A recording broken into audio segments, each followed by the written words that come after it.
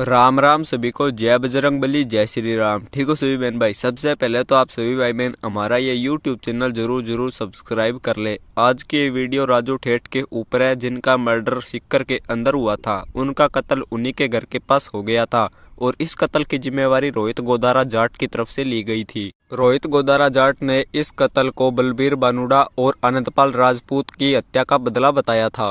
राजू ठेठ राजस्थान का एक बड़ा गैंगस्टर था जो काफी सालों से अपराध की दुनिया के अंदर सक्रिय था।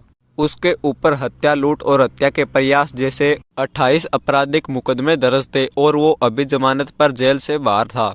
रोहित गोदारा जाट ने अपनी फेसबुक पोस्ट के अंदर जिम्मेवारी लेते हुए जिस बलबीर बानुड़ा के हत्या का बदले का जिक्र किया है, दरअसल वो बलबीर बानुड़ा और राजू ठेठ 1997 में काफी अच्छे दोस्त हुआ करते थे और एक साथ मिलकर ही शराब का कारोबार किया करते थे। लेकिन 2005 के अंदर कुछ ऐसी बात हो जाती है और इनकी दोस्ती दुश्मनी के अंदर बदल जाती है। शराब के ठेके के ऊपर एक व्यक्ति बैठा करता था जिसका नाम था विजयपाल। इस विजयपाल और राजू ठेठ के बीच में कोई आपसी कहासुनी हो जाती है और जो लड़ाई झगड़े का रूप ले लेती है। बाद में राजू ठेठ अपने कुछ साथियों के साथ मिलकर विजयपाल की हत्या कर देता है और ये जो विजयपाल होता है ये बलबीर बानुड़ा का रिश्ते में साला लगता था। तो इसी हत्या के बाद इन दोनों की दोस्ती में दरार आ गई थी और ये दोस्ती देखते देखते दुश्मनी के अंदर बदल गई थी।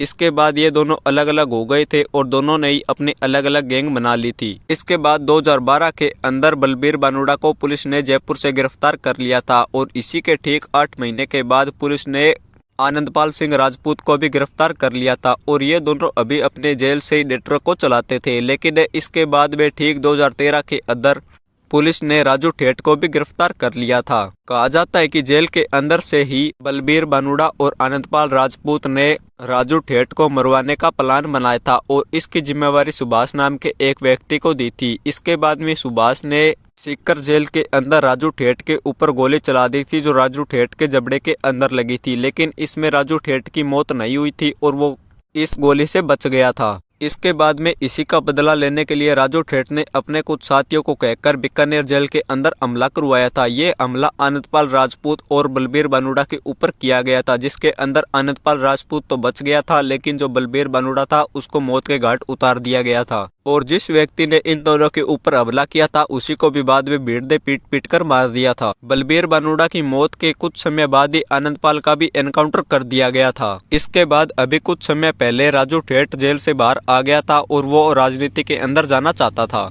उसकी इच्छा थी कि वो अगले विधानसभा चुनाव में विधायक का चुनाव लड़े, लेकिन उसकी ये इच्छा पूरी नहीं हो सकी और उससे पहले ही उसकी हत्या कर दी गई। वो दांता रामगढ़ विधानसभा चुनाव क्षेत्र से विधायक का चुनाव लड़ने वाला था और वो इसकी जानकारी अपने इंस्टाग्राम के ऊपर भी देता था और वहाँ के निवासियों को बार त्योहार पर बधाई भी देता था। वो चुनाव लड़ पाता इससे पहले ही 4 शूटर्स ने उसकी गोली मारकर हत्या कर दी थी और इस हत्या की जिम्मेवारी रोहित गोदारा जाट की तरफ से ली गई थी और कहा गया था कि ये बलबीर बानुड़ा और आनंदपाल सिंह राजपूत का बदला है। जिन 4 शूटर्स ने राजू ठेठ की हत्या की थी उन चारों को पुलिस ने गिरफ्तार कर लिया था, जिसके अंदर 3 हरियाणा के रहने वाले थे और एक जो शूटर था वो सीकर का ही निवासी था। इस गोलीबारी के अंदर एक निर्दोष व्यक्ति की जान चली गई थी जिसका नाम था ताराचंद, जो अपनी बच्ची से मिलने के लिए वहाँ के एक कोचिंग सेंटर के अंदर आया था और वहाँ पर ये गैंगवार हुई, जिसके चलते वो गोलियों की चपेट में आ गए थे और उनकी वहीं पर मौत हो गई थी। तो यही राजू ठेठ से जुड़ी हुई कुछ बातें थी जो मैंने आपके साथ में शेयर कर दी। अगर आप ऐसी वीडियोस और देखना चाहते हो तो आप हमारे चैनल को सब्सक्राइब कर सकते हैं। जय बजरंगबली, जय श्री राम। धन्यवाद।